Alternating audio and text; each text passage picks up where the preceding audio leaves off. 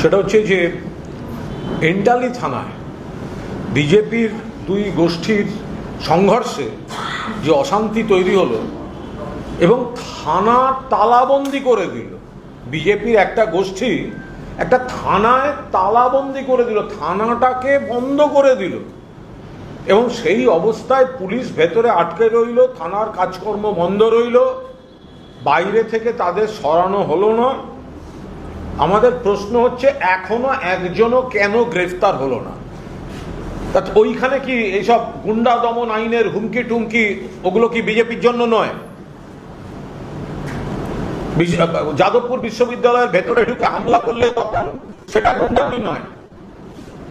এন্টালি থানার বাইরে থেকে থানা লক করে দিচ্ছে, থানায় তালা দিয়ে দিচ্ছে, এটা তো সিম্বলিক।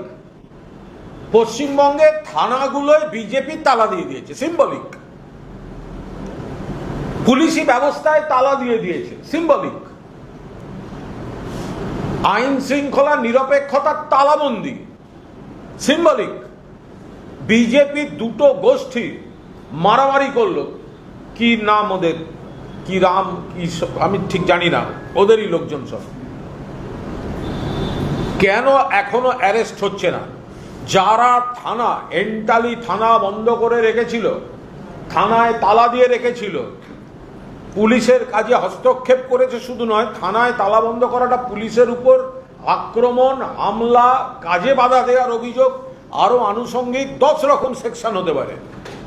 কেন একজনও অ্যারেস্ট হয়নি?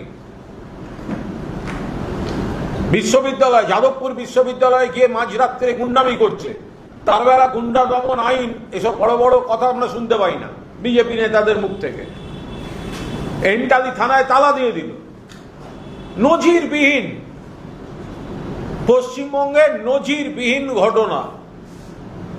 এর আগে পুলিশের নানা ভূমিকা নিয়ে বিরোধী দল নানা সমালোচনা করেছে, কিন্তু এটা দেখেছেন কখনো যে শাসক দলের গোষ্ঠীবাজিতে থানায় তালা দিয়ে দেওয়া হয়েছে এবং শাসক দল বলে তারা পার পেয়ে যাচ্ছে?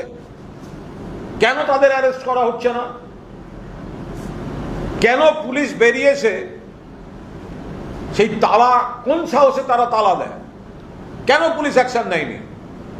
এখনো কেন তারা ঘুরে বেড়াচ্ছে?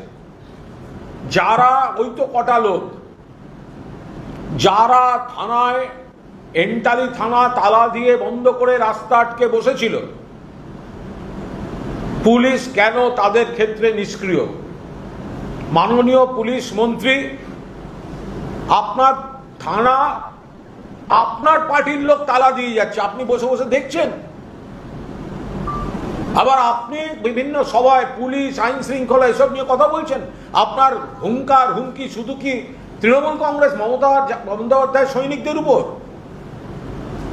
আমরা অবিলম্বে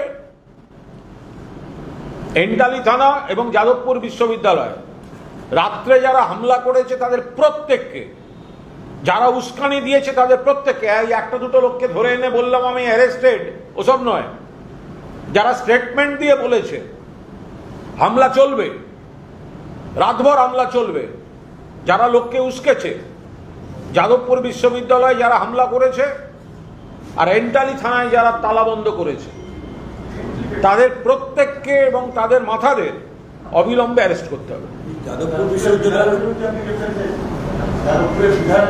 যাদবপুরের উনি তো বিধায়ক, উনি যাদবপুরের বিধায়ক, কিন্তু যাদবপুর বিশ্ববিদ্যালয়টা তো যাদবপুরের বিধায়কের কনস্টিটিউয়েন্সিতে পড়ে না।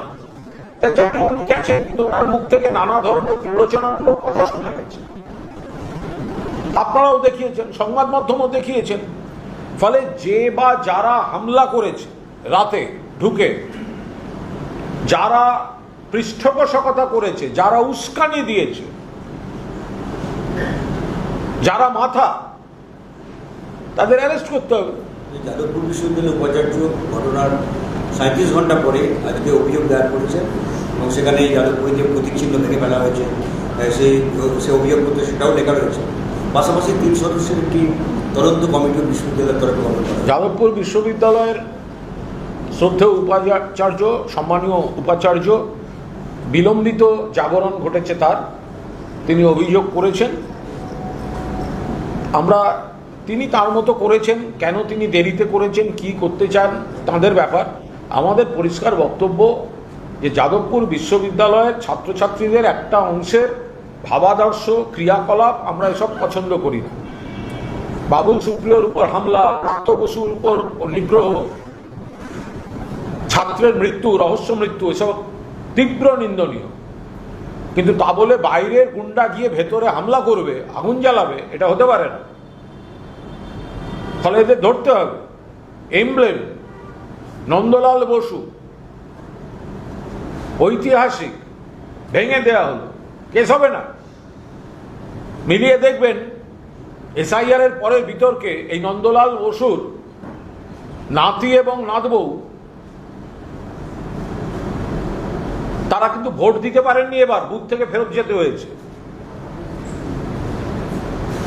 সিউড়িতে সম্ভবত বা বীরভূমেই তারা ভোট দিতে গেছিলেন, তাদের নাম নাকি ভোটার লিস্টে নেই। তো সেই নন্দলাল বসুর তৈরি করা যাদবপুর বিশ্ববিদ্যালয়ের এমব্লেম, সেটাকে ভেঙে দিচ্ছে বিজেপির গুন্ডারা, তার উপর পা দিয়ে দাঁড়িয়ে লাফাচ্ছে, গেট বেয়ে ঢুকবে। এরা অ্যারেস্ট হচ্ছে না, এরা অ্যারেস্ট হবে না। এদের যারা ঠেলে এগিয়ে দিয়ে পাশে দাঁড়িয়ে রইল, তারা অ্যারেস্ট হবে না। প্রস্রাবে মাঝে মাঝে ফেনা দেখা যাচ্ছে, অনেকে এটাকে স্বাভাবিকভাবে গুরুত্ব দেন না, কিন্তু এটি কিন্তু কিডনি রোগের একটি গুরুত্বপূর্ণ ইঙ্গিত হতে পারে। নমস্কার, আমি ডক্টর বিবেক মৌলিক, MBBS MD DM নেফ্রো। আমি কনসালটেন্ট নেফ্রোলজিস্ট, এখন নেফ্রো কেয়ারের সাথে অ্যাসোসিয়েটেড। প্রস্রাবে সামান্য ফেনা হওয়াটা অস্বাভাবিক নয়, এটা সারফেস টেনশনের সময় অনেক ক্ষেত্রে দেখা যায়। কিন্তু কিছু কিছু ক্ষেত্রে যদি আমরা প্রস্রাবে ফেনা বেশি পাই, তাহলে কিন্তু আমাদের চিন্তার কারণ বা আমাদের পরীক্ষা করা দরকার। যেমন যদি ফেনাটা ঘন ঘন হয়, যদি প্রত্যেকবার প্রস্রাব করার সময় ফেনা আমরা পাই, চোখের তলায় ফোলা ভাব আমরা দেখতে পাই, হাত পা ফুলছে সেরকম দেখতে পাই। নর্মাল কিডনিতে গ্লোমেরুলাস বলে একটি জিনিস আছে, যেটা আমাদের প্রোটিনকে প্রস্রাবের সাথে বেরোতে দেয় না। কিন্তু কিছু কিছু রোগ আছে, যেরকম ডায়াবেটিক কিডনি ডিজিজ, হাইপারটেনশন বা গ্লোমেরুলোনেফ্রাইটিস, যেখানে আমাদের কিডনি এই ছাঁকনির কাজটা করতে পারে না ঠিক মতন, তাই প্রোটিন বেরিয়ে যায়। এই ক্ষেত্রে আমাদের কি করণীয়, সেটা হলো যদি আমরা দেখি যে আমাদের প্রস্রাবে ফেনা ভাবটা থেকে যাচ্ছে বা যেগুলো বললাম, তাহলে আমাদের অতি তাড়াতাড়ি একজন ডাক্তার বা নেফ্রোলজিস্টকে দেখানো উচিত। এই বিষয়ে যদি আপনাদের কোনো প্রশ্ন বা জিজ্ঞাসা থাকে, তাহলে নিচের দিয়ে দেওয়া লিঙ্কে যোগাযোগ করুন এবং ওখানে প্রশ্নটি রাখতে পারেন। Our team will reach out. অথবা আপনারা যোগাযোগ করতে পারেন নেফ্রো কেয়ারের টালিগঞ্জ ইউনিট, তপন সিনহা মেমোরিয়াল হসপিটালে। আনন্দ আর ভালোবাসার দীপ্তিতে গড়া সমুজ্জ্বল পরমা, ঠিক তোমারই মতো। শ্যাম সুন্দর কোম্পানি জুয়েলার্স, আগরতলা, উদয়পুর, ধর্মনগর, কলকাতা।